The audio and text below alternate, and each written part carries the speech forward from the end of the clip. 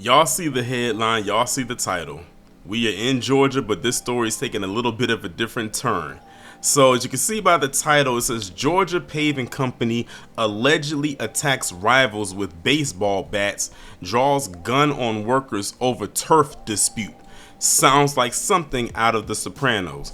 Now, this is out of Georgia, but most people probably look at this and think, damn, was it black people involved? They're probably saying to themselves that was there black people involved because, whenever you mention the state of Georgia, they automatically attach that to black people because they're thinking of the city of Atlanta, even though there are many, many different cities in the surrounding areas of Georgia outside of just Atlanta itself. And even with it being Atlanta, it could have been Atlanta and it still wouldn't have had black people's involvement. Nope, it involved these six guys. But I think what got me is the fact that they are working for, or possibly at this point worked for, a paving company. It's not like it's a gang war or anything like that, but they work for a paving company. I think that's the most hilarious part of the whole story. But let me go ahead and get into it. It starts off by saying, is this Georgia or Jersey? Of course, the post would start it off like that. A family of angry Masons wielding baseball bats, sticks, and lever-action rifle allegedly launched a Sopranos-style assault on a rival paving company outside of Macon, Georgia, when they saw the competitor doing a job near one of their homes.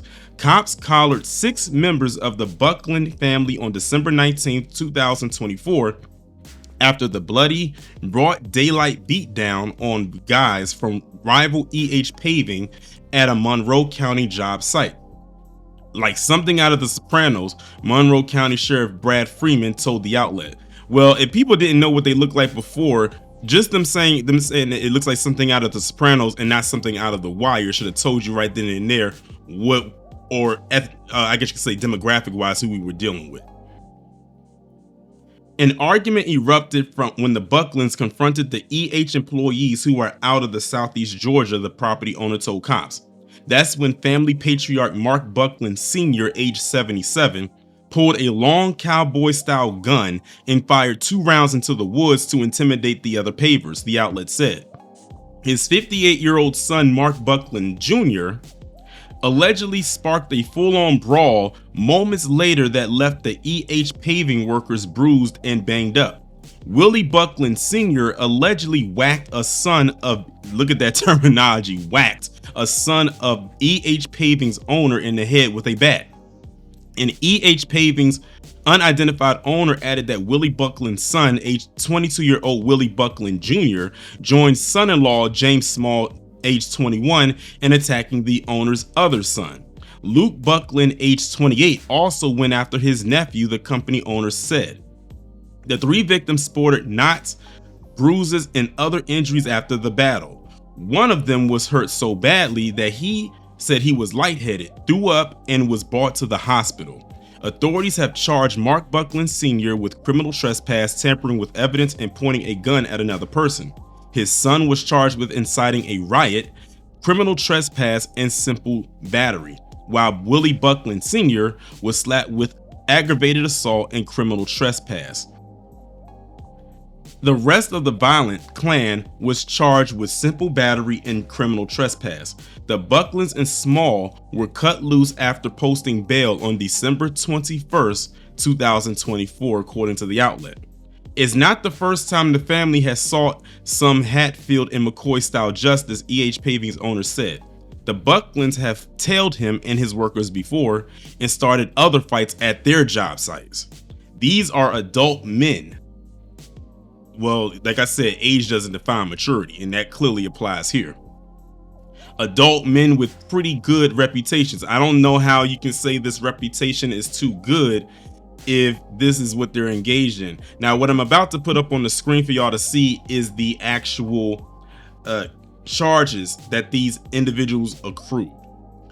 Now, I'm not going to read through all of them because I will basically be rereading what the article already posted, but I wanted you to see a picture of the actual charges. As you can see, for the most part, they all spent the same amount of days in jail, which was 2 days. They would all have been released. They pretty much all had around the same amount of a bond. The only one who had the highest bond was the Willie Buckland, I think, Jr. He was the one that had the highest bond.